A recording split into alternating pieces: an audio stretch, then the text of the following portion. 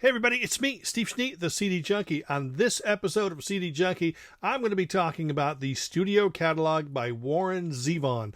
Now, of course, I always like to start these episodes out and tell you how I got into Warren Zevon, and that's probably the same way a lot of you did. Back in 1978, all of a sudden the song Werewolves of London appears on the radio. And my mind says, I like that sound, love the song, I got to get that album. So I went out and bought the album Excitable Boy, and my journey with Warren Zevon continues to this very day. But I'm going to do this video a little bit different. I'm going to show you these albums and talk about the albums briefly in order that they were recorded. That may break up the flow a little bit, but you're going to get the idea. We're going to start off with a CD called The First Sessions, and this came out in 2003, but what this is, it's a collection of tracks from the 60s when he was part of a duo called Lyman Sybil, and then there's a track by a group called the Motorcycle Abilene. There's some Warren Zevon demos, and those are very interesting, and they sound, you know, typical of the 60s folky type stuff. So it's very interesting and something to definitely track down if you haven't heard it. In 1969, he released his debut album just under the name Zevon, and the album was called Wanted Dead or Alive. Now this, again, it's sort of taking the sounds of 1969. I believe he plays all the instruments on the album and wrote most of the material. So he's sort of bringing in that a little bit of psych, a little bit of hard rock, a little bit of folk, a little bit of pop, and mixing it all together. It's not super commercial, but it is definitely showing early signs of the artist that he was about to become. Now here is a 2 CD set. This is called Preludes, Rare and Unreleased. Disc 1 of this is a whole bunch of demos that he wrote prior to the recording of his first album.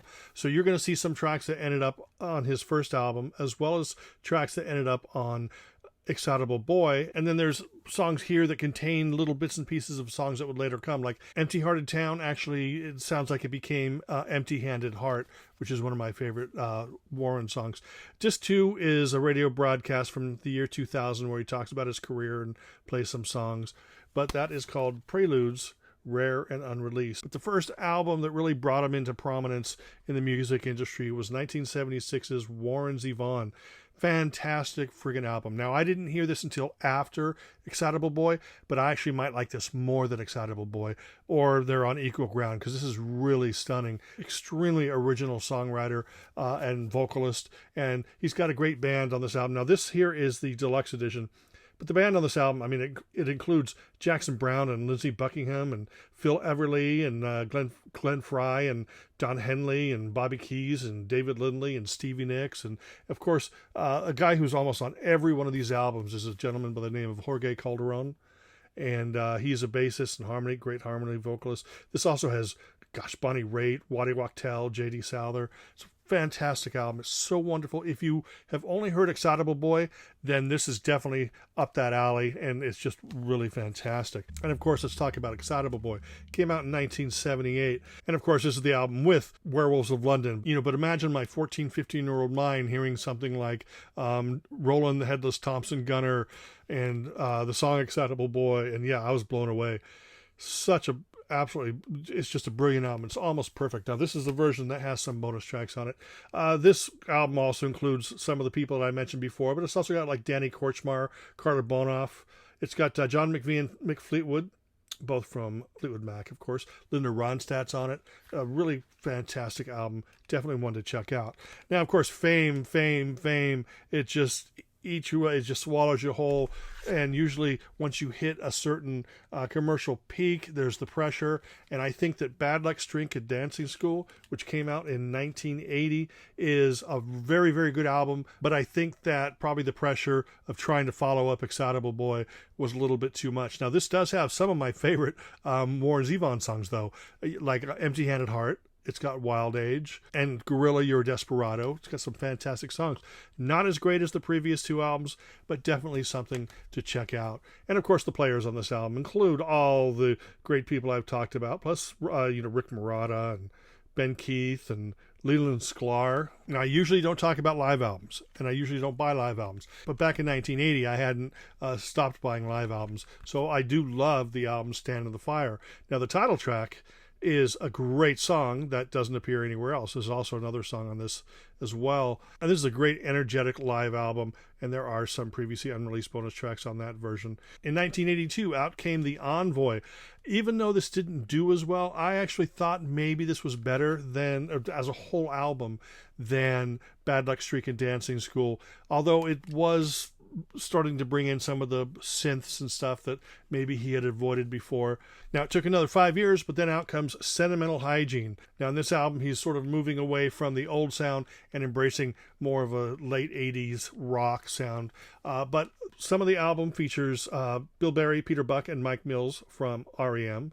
But the album also features Mike Campbell from the Heartbreakers. It features Bob Dylan. Now, this version here is one that has 2 bonus tracks on it. This has another song that is just in my top 5 favorite Warren Zevon songs. It's called Reconsider Me, and it's just wonderful and beautiful and amazing.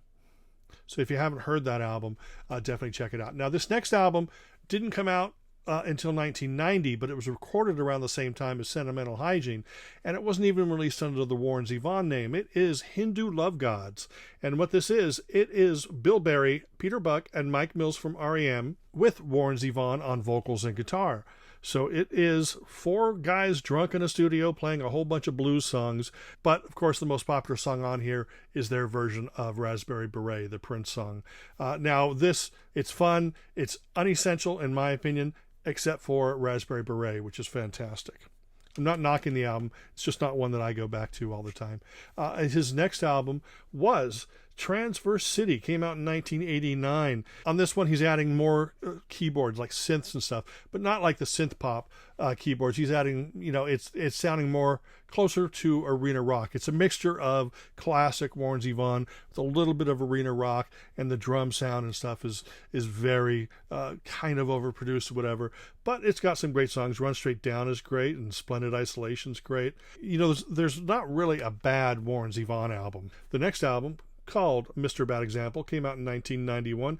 It features a lot of the great musicians who've been working with him before. Jim Keltner's on this, and Kip Mark and Michael Lennon from the group Venice are on this album. David Lindley's on this album. Dwight Yoakam's on this album. His son Jordan Zevon is on this album. My favorite songs from Mr. Bad Example are Renegade and Searching for a Heart. Now, the next album came out in 1993. It is called Learning to Flinch. It is a live album. I've never heard a single note from it because, as many of you, my viewers, know, I'm not into live albums. But eventually I'm going to have to add it to my collection because I've got all the other albums, so I'll eventually get it. So I'm not knocking the album. It's just my preferences. I don't care for live albums. In 1995, out comes Mutineer. Not the greatest album, but not terrible either. This does feature some great tracks like The Indifference of Heaven and Piano Fighter.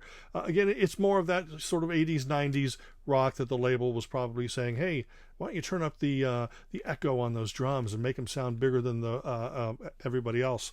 But yeah, Mutineer is still a fine album and should be tracked down. Took another 5 years, then out comes Life Will Kill Ya. In this album here, his voice isn't as strong as it used to be, so you can hear some straining in his voice and stuff. He still sounds great. He's just not able to hit the high notes, or you can tell that they're a little harder for him to hit. But this album does have some great tracks on it. Porcelain and Monkey, the title track, are my favorite tracks on this album. In 2002, out comes My Rides Here. Now, I think that this was the last album he released before he was diagnosed with cancer. But this album goes along the same lines as Life Will Kill Ya. My favorite songs on this album are Genius and I Have to Leave. And this has, a lot of other great players, Anton Fig and Paul Schaefer's on the album. I know that David Letterman's a big Warren Zevon fan, so that's probably why he got Paul Schaefer on there. But that is My Rides Here from 2002. And then finally, his final studio album recorded during the last 6 months or year of his life is an album called The Wind. And this is a star-studded affair.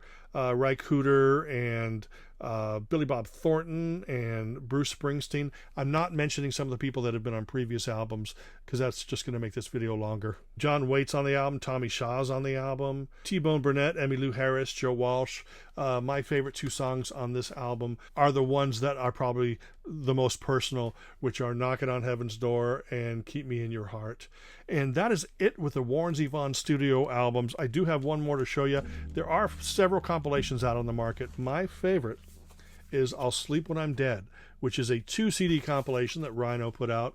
And this covers, I think, up through the Virgin years, probably through the Mutineer album.